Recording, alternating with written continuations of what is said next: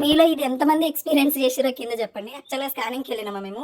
ఇంక ఫుల్‌గా వాటర్ తాగాలి. ఫుల్ అర్జెంట్ వాష్‌రూమ్ వచ్చినంకనే మేము స్కాన్ చేస్తామని చెప్పిర్రు.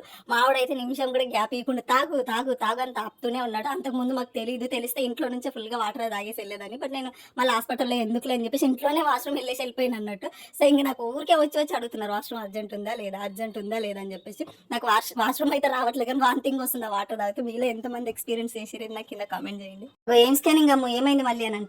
దీని గురించి నేను మీకు లాంగ్ వీడియోలో చెప్తా. చాలా చెప్పాలి. లాంగ్ వీడియోలో చెప్తా. ఇప్పటికైతే అంతా కూల్, క్లియర్ బాగుంది. హెల్త్ కూడా సూపర్‌గుంది.